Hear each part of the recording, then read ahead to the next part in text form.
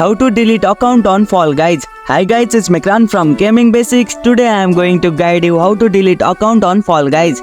Deleting account on Fall Guys is quite easy, so without any delay, let's get started. Open Fall Guys. Launch the Fall Guys game on your platform.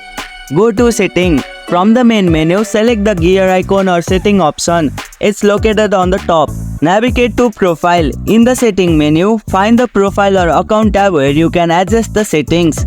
Once you are on the profile, scroll down until you find the Delete Account option.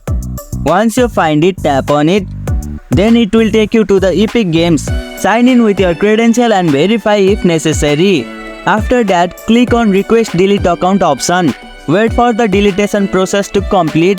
This may take some time and you might receive a confirmation email once your account has been deleted. And here you go, that's how you can delete your account on Fall Guys. If you liked our video, press the thumbs up and share button. If you have any question, comment down below and don't forget to subscribe the channel for more tutorials.